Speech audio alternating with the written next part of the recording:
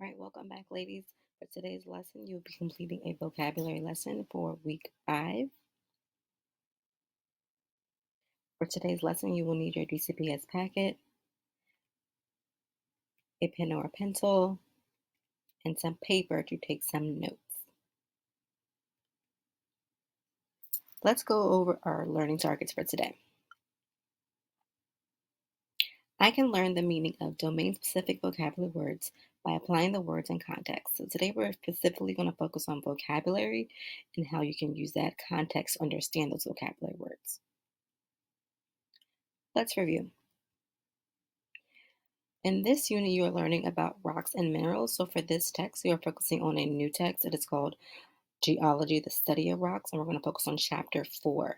Remember, this is a nonfiction text, so this text is real. So you're going to hear a lot of science words in this text. Also, when you are defining academic vocabulary words, you can use text features to help you. Text features mostly are going to be bold words in a nonfiction text.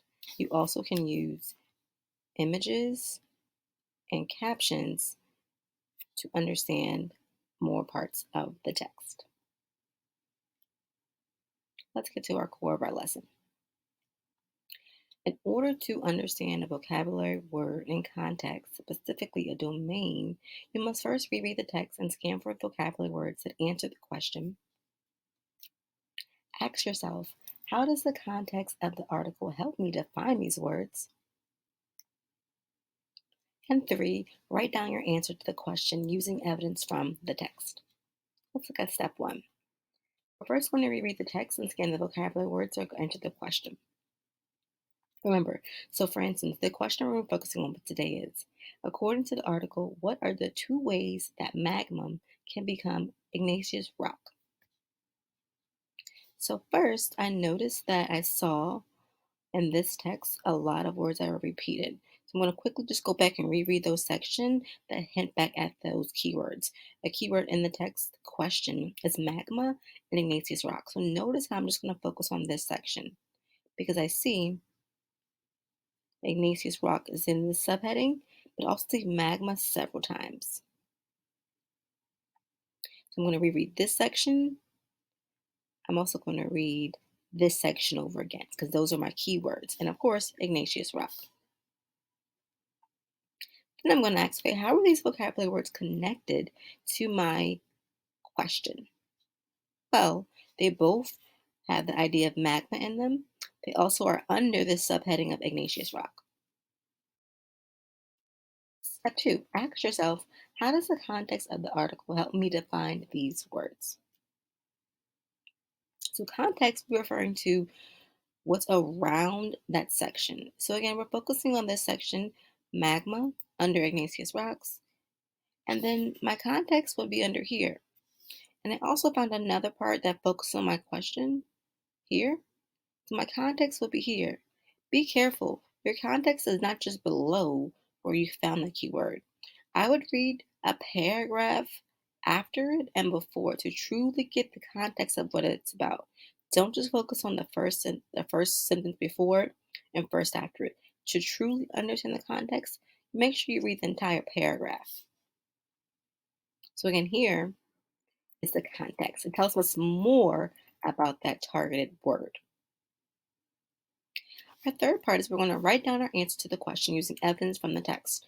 So when I reread the text, I found a lot of words that hinted back at my question. So here's my evidence. I learned that some magma travels to the surface through volcanoes. I also learned that some magma rises toward the Earth's surface but cannot escape the crust. And lastly, I learned that because it is not exposed to the cool air at the Earth's surface, the process takes thousands of years. I also learned a lot of information from our picture at the bottom. This actually shows us magma, what it looks like, and what happens when it goes above the surface, when it cools, and when it doesn't. So again, this right here would be called an igneous rock because it's cooled. The magma is now cool. And this is also called an igneous rock because it's beneath it, that's still the magma that cooled. This just takes a lot of years to get cooled. Now I'm going to go back and answer my question. So again, our question was, what are the two ways that magma can become an igneous rock? Well, the two ways are one, by traveling to the surface and cooling on the surface. And then second, by staying beneath the Earth's surface and cooling. Noting the second way can take thousands of years to become a rock.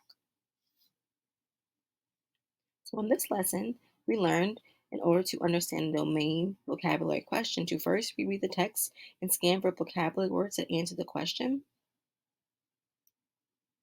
Ask yourself, how does the context of the article help me define these words? And three, we write down our answer to the question using evidence from the text. For practice today, you're going to continue to fill out your vocabulary chart and answer questions. You will see a lot of content vocabulary words in your text, of course.